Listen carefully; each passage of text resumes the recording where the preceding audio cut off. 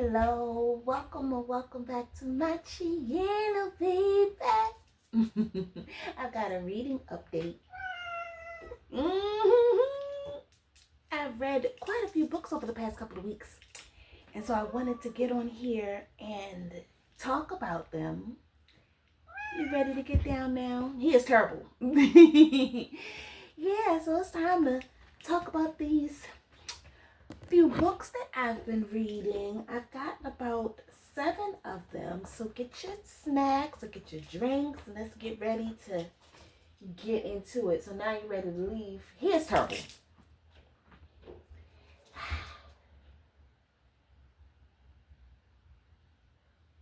Oh my goodness. Also, I'm gonna be putting clips. I'll put a couple of clips in here for one of these books because I've been trying to record my reactions to what I've been reading physically in real time.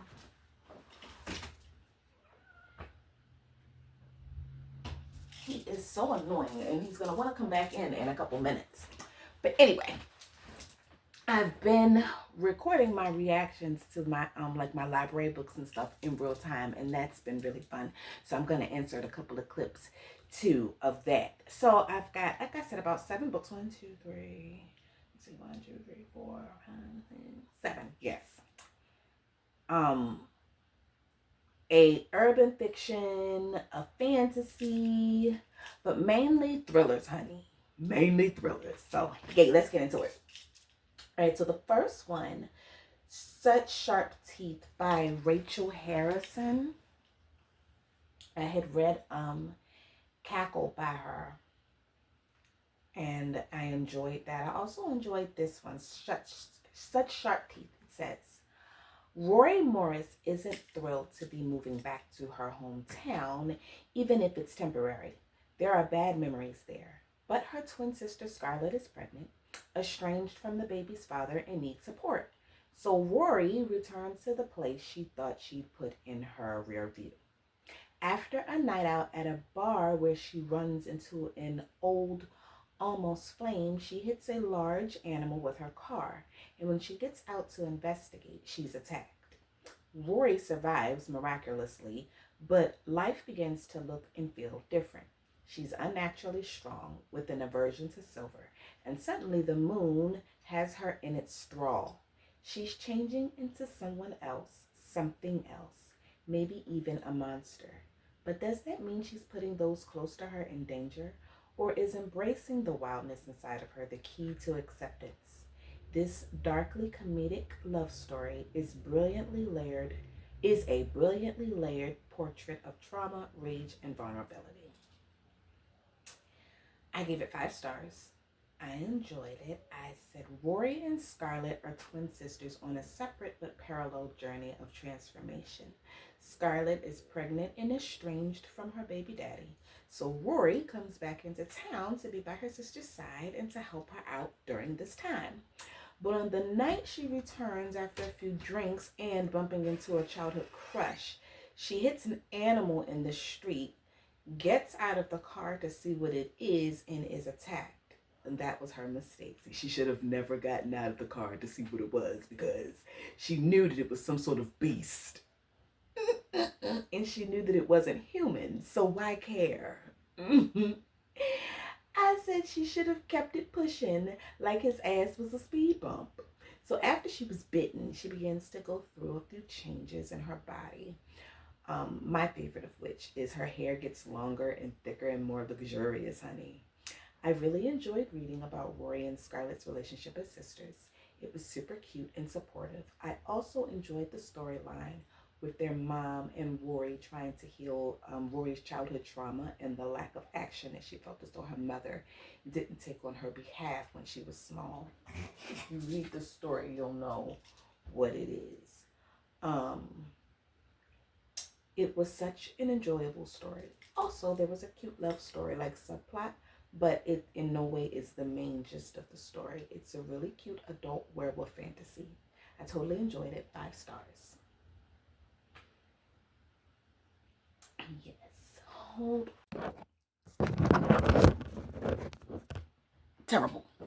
So annoying. I went and got my mic and the perfume. I've been doing Timeless by Avon. This is good. This lotion bottle is Chloe Narcisse. This smells really, really good too. But the perfume that I have is Timeless by Avon. It's such a classic, vintage, sexy, very mature. Oh my goodness, ambery. I wonder what notes are in it. I'm definitely getting like amber and the such. Let me see if I can find the notes. And we will get back to the book in a second. Hold. I didn't look this up prior to because I was forgetting all about it. When I first started, let me see. Timeless by Avon. Oh my goodness. So it has main accords of amber. Oh my goodness, I knew it.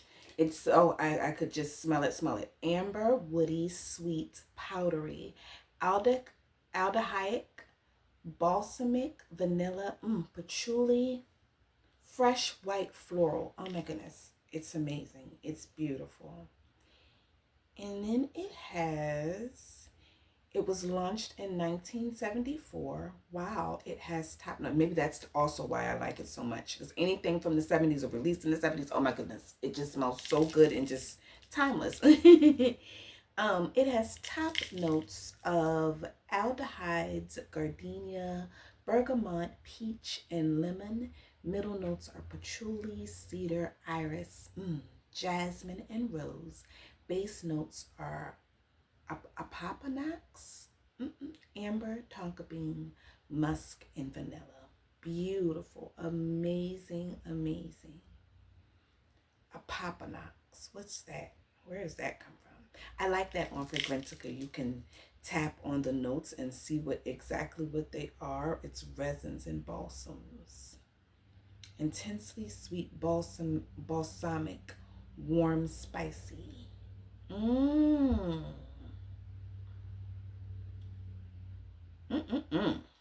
So yay. That's pretty amazing. That is Timeless by Avon. I love it.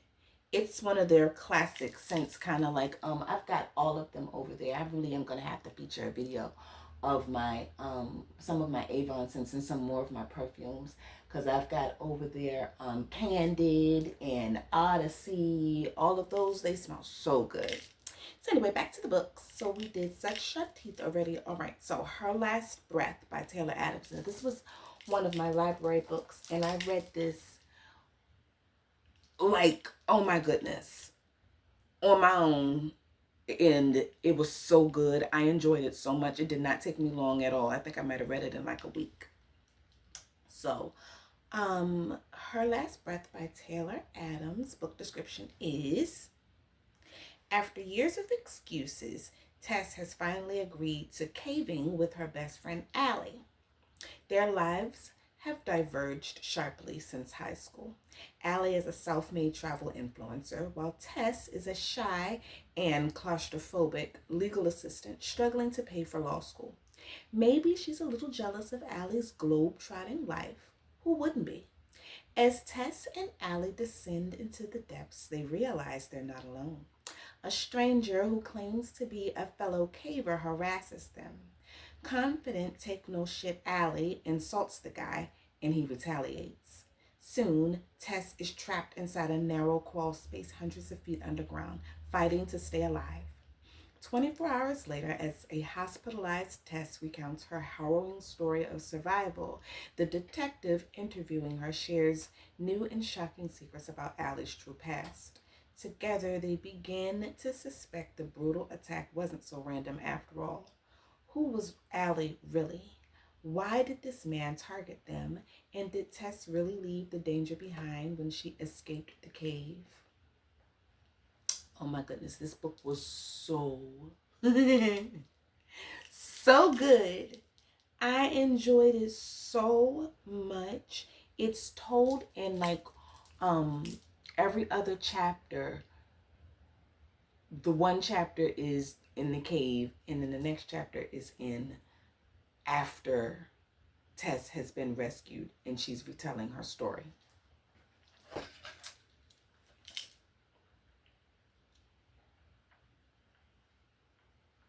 So I said, look at my cup. I said, edge of your seat, Twizzler twisting thriller. Read this on my own, like I did his other book, The Last Word, and it was excellent. Page turner.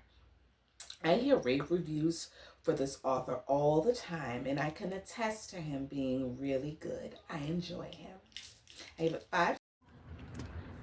This book that I'm reading is Her Last Breath by Taylor Adams. It's good. I've read a couple of books by him before. He had a movie called No Exit. One of his books was adapted into a movie called No Exit, and it was really good. And I also read The Last Word by him. That was really good. I remember I stayed home from a concert. There was a free music event. And I chose to stay home from that music event to go see the Isley Brothers. I chose to not see the Isley Brothers in order to stay home and read No Exit by Taylor Adams. It was so good, and I knew it was going to be hot, and I just didn't feel like being bothered with being outside the house in the heat. So I was just more inclined to stay home and read my book. As I am most of the time. I'm mostly inclined to stay home and read my book, which is exactly what the lady in this book should have did. She should have stayed home and read her book, because this is about a girl and her best friend going down a damn cave. Her best friend then finally convinced her, what's her name? Terry? Tess. Then just convinced Tess to go with her, just the two of them, caving into a cave. You couldn't pay me enough money to go down in no damn hole. You couldn't give me $100 million and I'd be like, okay, fine, I'll go down in this cave. Absolutely not. Now, I am not as afraid of caves and confined spaces as I am of big wide open spaces. I don't like big wide open spaces more than closed and confined spaces. I'm not so much claustrophobic as whatever the opposite of that is. I don't like wide just nothingness, like just being up in a plane with just vast nothingness. Absolutely not. Or like if a plane crashes and it just happens to crash in like the middle of nowhere, like big wide ice tundras, horrifying. Big wide deserts, terrifying. Even just big football fields, I don't like. I don't like any of that big wide open space mess. So the closed in claustrophobic isn't so much my struggle, but this book still seemed like it was going to be good. The other day I watched a movie that kind of had similar caving themes called The Descent. Well, I watched the summary of it. I didn't watch the whole thing, but the summary made me want to watch the whole thing, and it kind of fits in with the theme of this book. With the caving, I know that it's a little bit different. The Descent, the movie The Descent, is a little bit different because it's about like some lizard people down underneath the earth in them caves or whatever, child. But it looked like it was good, so I'm gonna give it a look-see probably later on or when I get further into this. But yeah, so that's my little. I finished. Let me see. I finished yesterday. I finished Just My Luck, which was good. I have an update coming for that. But yeah, other than that, I just wanted to sit out here, chill in my hammock.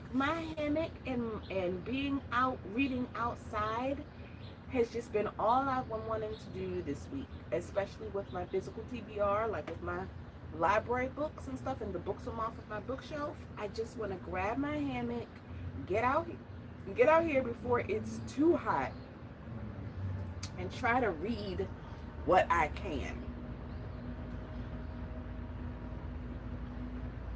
It's like reading outside just does so much for my mind. It just takes so much and relieves so much stress off of me. It literally just, it feels so good. I'm gonna have to do some research to find out the real benefits of reading outside, because it has to be something.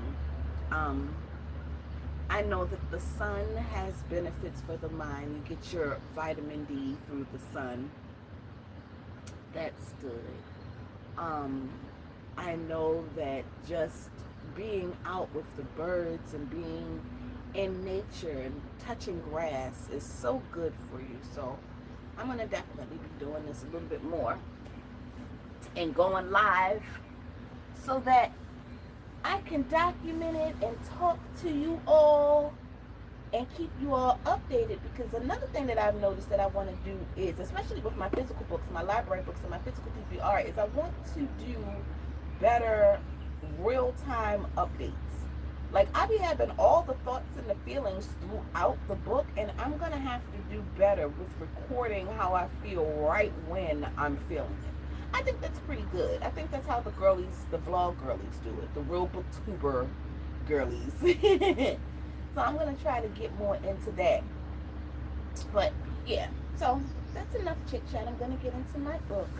I wanted to go in the house and get my bookmark. I hate reading without my bookmark. Like, I am the bookmark girly. Oh, but real quick, my bookmark matches my earrings. Look, I've got my little sun and moon bookmark that says live by the sun, love by the moon. And then I've got some cute sun earrings with little planets and stuff. I think that is so cute. And it's kind of matchy-matchy. Yay. So, alright. That's that. I'm going to shut up now and get into my book.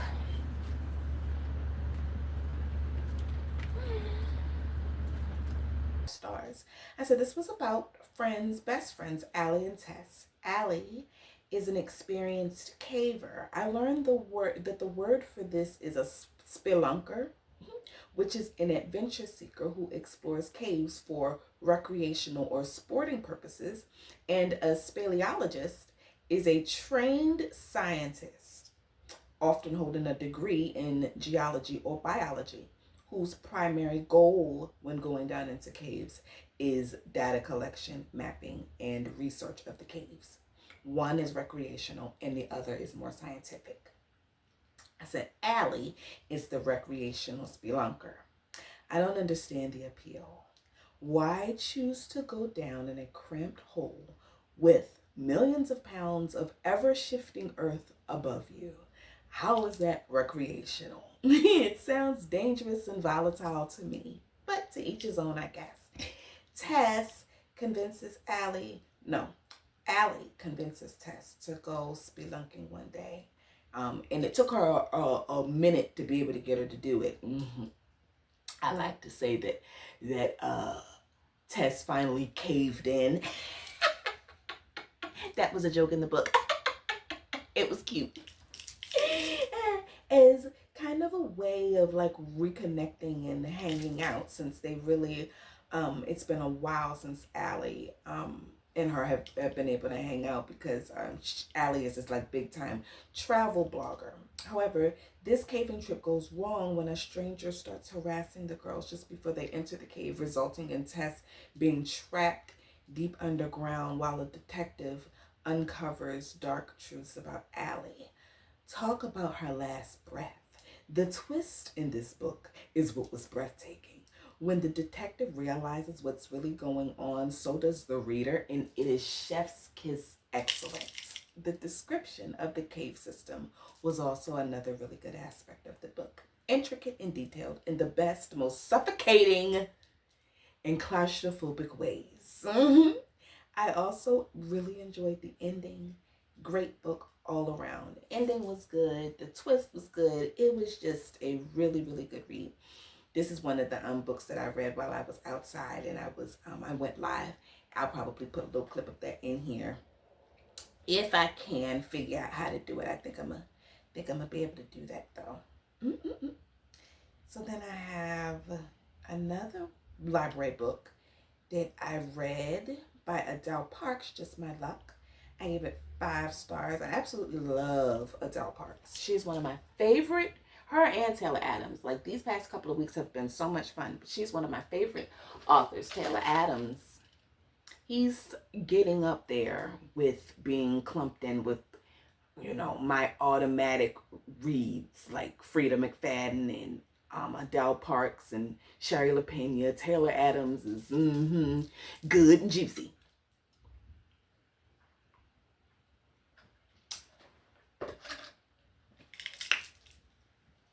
So, Just My Luck by Adele Parks. Excellent. The description goes, for 15 years, Lexi and Jake have played the same 6 numbers with their friends, the Pearsons and the Heathcotes. Over dinner parties, fish and chip suppers, and summer barbecues, they've discussed the important stuff, the kids, marriages, jobs, and houses, and they've laughed off their disappointment when they failed to win anything more than a tenner. But then, one Saturday night, the unthinkable happens. There's a rift in the group. Someone doesn't tell the truth, and soon after, 6 numbers come up, which change everything forever. Lexi and Jake have a ticket worth $18 million, and their friends are determined to claim a share of it. Adele Parks returns with a riveting book at the dark side of wealth in this gripping take on friendship, money, and betrayal, and good luck gone bad. So good. So I quoted page 371. It says, it had all the elements to titillate the morbidly curious, the wickedly gossipy, a lottery win, an extravagant lifestyle, illicit sex, and shocking violence. And that it had, honey. That was the perfect quote to sum up this book because what do you mean? This was so much fun. I said the books I read myself with no audio or like immersive reading. The books that are so good that I absorb them on my own just hit different. They hit so much harder than listening to a book or immersive reading. It's also really fun to buddy read and group read with a book club, but those books that you are just able to zone out to on your own and vibe out to in your own time and space hit so much better than anything else. It is so fun, and that's how this book was so enjoyable on my mind to read. I had the office going with this one too. I had everybody giving their opinion on what they would have done and how they would have handled the situation. So for 15 years, this group of 6 friends, 3 separate couples, have been contributing to this collective lottery kitty where every week they pitch in and play the same numbers in hopes of winning millions of dollars in the lottery. Well, after 15 years, 2 of the 3 couples are kind of over it. They don't really see a purpose in keeping on doing it and not really, and don't really want to anymore since they never win. So they want to take their money out of it. Well, the week after the 2 couples pull out, Jake and Lexi, they continue to play on their own, and it just so happens to win in the very next week that 18 million pound lottery. It's a British book, so they won 18 million pounds. When their friends hear about it, the other 2 couples, they are absolutely pissed, and they feel as though that they are owed a piece of the pie. So they want like an equal share of the winnings, even though they pulled out the week before. And no, that's not fair. I don't believe that that's fair. I said, because that's the whole trick of the game. Like the whole point is that you take your chance with the lottery when you take your chance with it. It's a game of chance. And if you don't put your money and the correct numbers up faithfully every week, then you don't get to take part in the winnings if you didn't do your money and numbers for that particular week. Oh my goodness.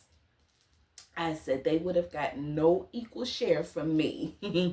I would have given them maybe $5 to $6 million or pounds or whatever to split between them because they're my friends or whatever. And then I'd have dipped off somewhere and like kept low with my family for a while and called it a day. But that is not at all what Jake and Lexi did.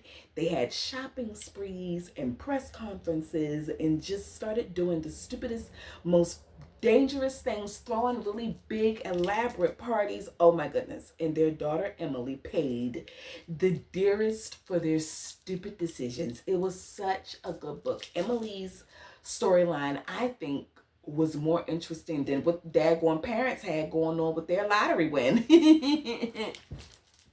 I liked her story. She was like their I think she was 14 or 15-year-old daughter. Her story, riveting. So I got a couple minutes to talk about this book. So yeah, so I finished it earlier, and Adele Parks, like I said, writes really good mental literature, mental books. Around the house domestic psychological thriller. This was really good. The last chapter, there was twists throughout the whole book, but the last chapter, the last twist is the twizzler twister. That's what really gets you. Because I don't know how I feel about it. I don't know if I like it. Okay, so it wasn't as bad as like the woman in the window, where the whole book pretty much was null and void because she was hallucinating the whole thing. I was so mad about that. It wasn't quite like that, but it did kind of nullify the book in that it went completely against the main character's character. Like for the whole book, we had been thinking that she was this really nice, honest, moral lady, and then the last chapter turns that all upside down. And it was all her doings. Oh, come on. And that's what really fucks it up. But it was so good. What? Mom. It says 17 steps away, but it's 1 minute. I don't even know. Because before it said 2 steps away.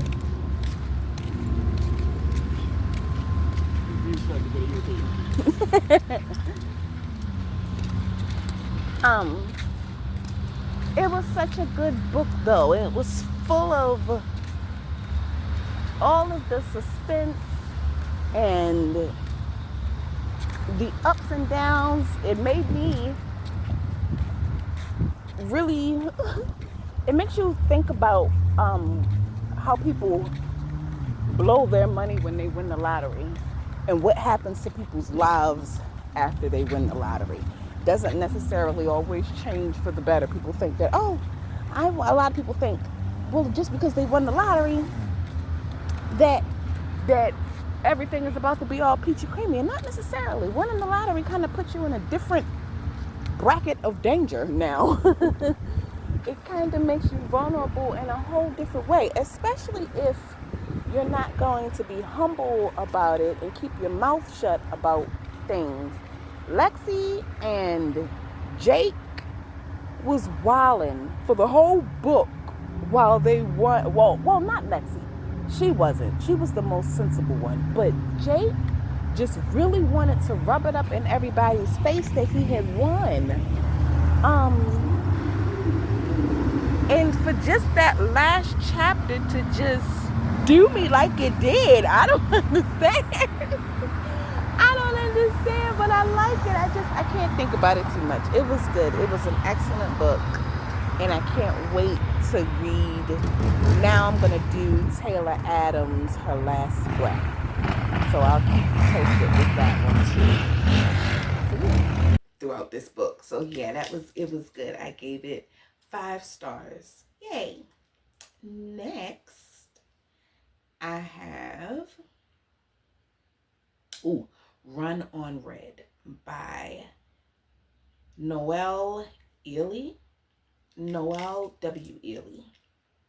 The description is: a rural country road, no signal for miles, a terrifying game of cat and mouse. By the time Laura and Olivia notice the headlights tailing them through the hills, it's too late. What seems at first like a case of road rage quickly unfolds into a heart-pounding chase and a battle for survival. Who are the men in the truck? What do they want? And can Laura and Olivia outrun and outsmart them long enough to call for help, even if it means taking their chances in the hills on foot? As their situation grows more perilous, the girls realize that the real terror has only just begun. But flight won't save them from their pursuers. If they're going to make it home alive, they'll have to fight. I gave it 4 stars. I said because while the majority of the book was an edge of your seat cat and mouse chase between Laura and Olivia and the guys in the truck, the ending fell flat for me and is the reason for my 4-star rating.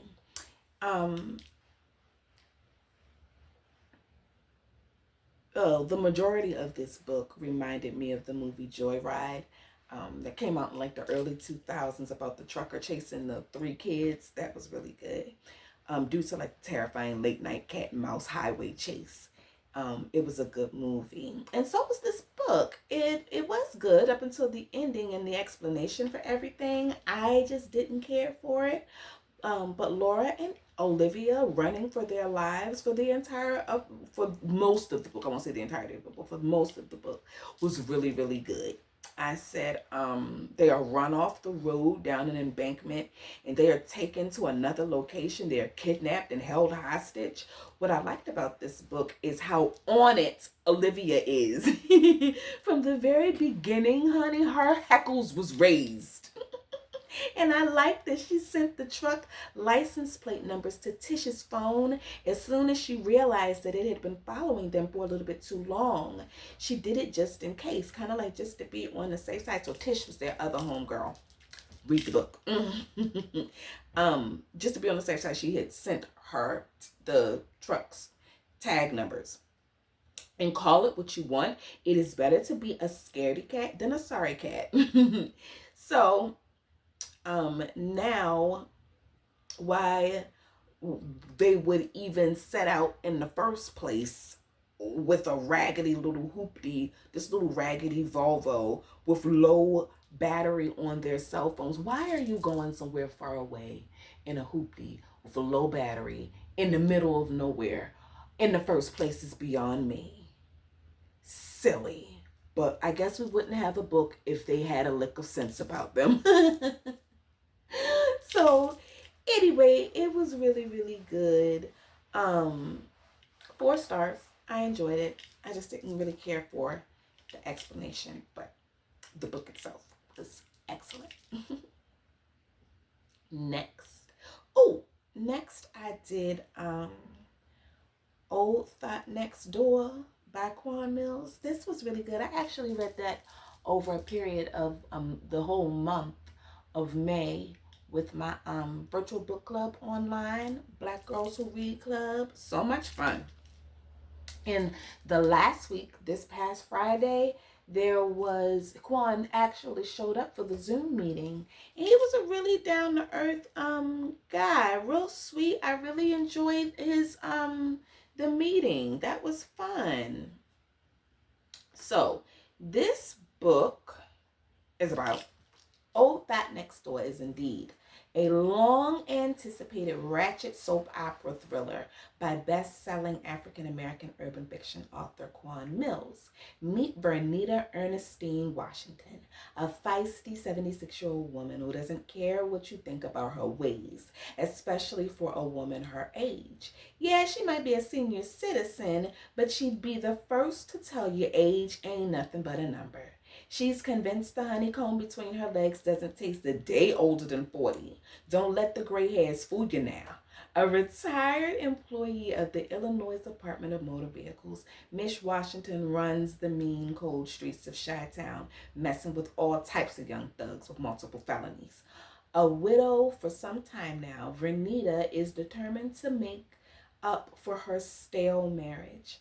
However, when a major health scare sets her back, she finds herself losing everything. Reality sets in that her time on Earth is about to come to a close. Now, faced with a death sentence, Vernita seeks to live out her remaining days, being the biggest old super freak. She gets her mojo back and begins living her life again. But a major surprising twist will throw her life into more unpredictable chaos. Read more in Old Thot Next Door. It was so good. I had daggone cat hair in my nose. Goodness gracious. All right. I said this was an unexpected joy to read. That's why it is not good to judge a book by its cover. There were a lot of twists in this book, almost too much. It was a little confusing trying to figure out what was real and what wasn't. Did she really kill Alice? But it happened 6 years ago and not recently. I like the detective investigations of her. I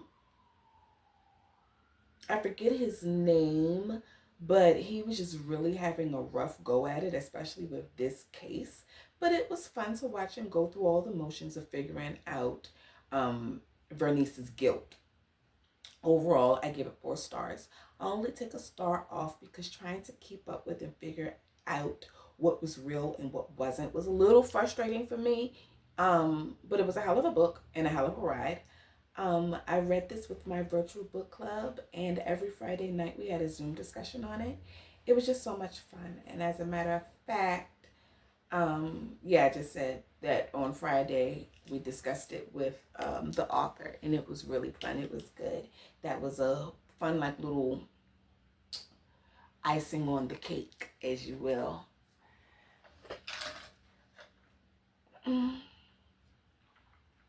At the end of the book, that was fun. Like I said, all the girls in the group were really, really fun, but Quan Mills was particularly down to earth. And I'm going to read a couple more books by him. But those daggone titles, we were able to address his titles and his reasonings behind it. We was able to discuss people thinking that he was a troll and a white person in blackface. Like, it was fun. That was really good. And I'm going to actually do it again with the thriller part of it. So the book club has meetings on Fridays for the smut book pick, and on Wednesdays they have the Zoom meetings for the thriller book pick. And the one that we're reading for the thriller is The Other Mistress. I forget who it's by, but it's The Other Mistress, and I hope that it's good. And I'll keep you posted on that too. So next I have You Watched in Silence by H. Lee Justine. And the description goes, Caitlin believes her world is falling apart when her best friend cuts her off until she gets a message from the only person who can put it back together. And family vlogger Bella Green, the celebrity influencer she and her ex-best friend were obsessed with, offers Caitlin a job as nanny to her twins. Like millions of others, Caitlin knows that Bella's life is in pieces too.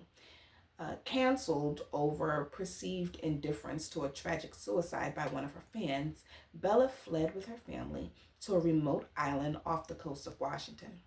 For Caitlin, the opportunity to help Bella will also help her to heal, a way to honor the past while creating a new future. Caitlin can't believe how easily she bonds with the twins. She also feels an instant connection with the family's flirtatious chef, Hannah Zhao. My bad. Hannah Zhao, who soon stirs romantic impulses that Caitlin never imagined having again. It feels like magic until she catches a glimpse of a mysterious girl that nobody else can see. Before she knows it, Caitlin descends into constant terror, unable to tell if she is losing her mind or being haunted by a past she'd rather forget. Worse, there is magic here, a dark force that manifests in mysterious pentagrams, animal sacrifices, and scrawled threats right in Bella's backyards and increasingly close to her home. But who's behind it? Is it a disgruntled employee, a scorned lover, or someone out for unjust revenge? Because Bella didn't do anything wrong, right? I gave it 4 stars. I said this story was all the slow vibes that matched the setting in the dark, rainy Washington state. Caitlin becomes a nanny for a disgraced, canceled family vlogger, Bella Green. Bella has been canceled and moves to a secluded island in the Pacific Northwest. And she hires Caitlin as a nanny to her 2 7-year-old twins. And not long after this move, strange supernatural events begin to occur, and Caitlin develops feelings for the family's chef, Hannah, which I liked their little love story. I love a good sapphic romance where they actually get together and in love and happy. Of course, Bella is batshit in reality, nothing at all like what she portrays herself to be online. And as a matter of fact, she is the worst of the worst. She reminds me of those family blogger moms who were like secretly abusing their kids because they would just force them to make content relentlessly. That's Bella. I said, it makes you think how there really are, it makes you really think about how there are no laws that really regulate. I don't think, at least not right now, I don't know if there are, much laws about regulating home videos and internet content. Maybe there are some new laws being put in place now after some incidents have happened, but it always takes something happening before laws are put into place. So goodness gracious. But I said,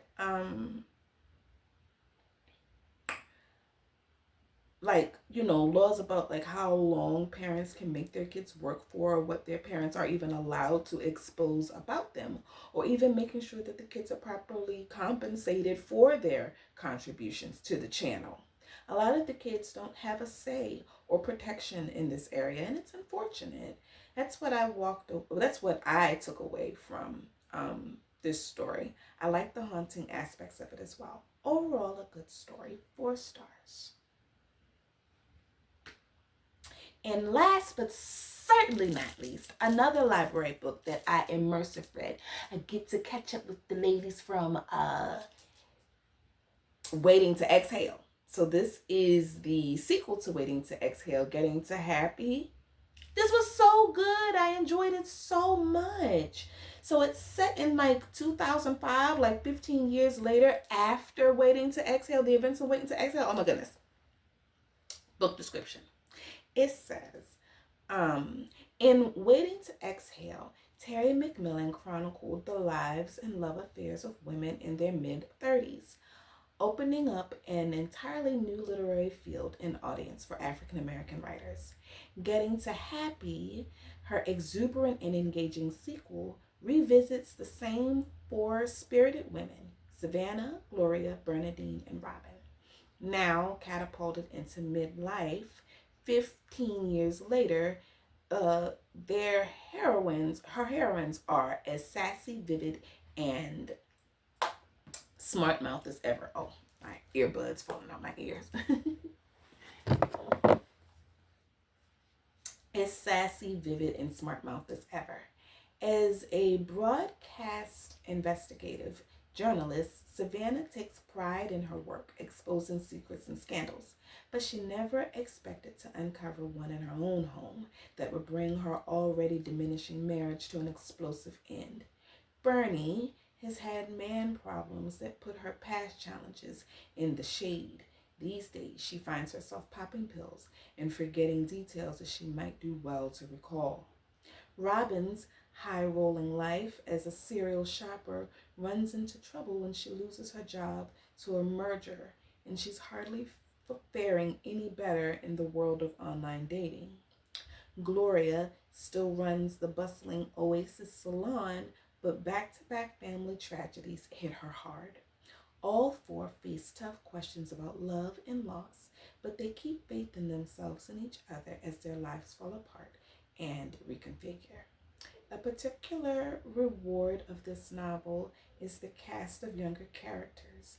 Bernadine's now college aged Onika, Robin's daughter Sparrow, and Gloria's son Tariq, married with young children of his own and problems of his own. Macmillan's pitch perfect prose draws us into the deeply affecting stories of these women, highlighting the humor and joy that carry them through their struggles. Although girlfriend time may have eroded somewhat under life's pressures, four-way calls and movie night get-togethers continue to reaffirm the importance of friendship, not only to get by, but to chasing that perennial goal, getting to happy. What a good book. I enjoyed it. I said, set in 2025, about 15 years after the events of the first book, Savannah seems kind of difficult and hard to please. So now they're about 50 years old, 50, 51 or so. So I said, Savannah seems difficult and kind of hard to please, and like she needs to be single. And that's exactly what she does. She divorces her husband, who gave her the excuse, in my opinion, that she needed to take her leave.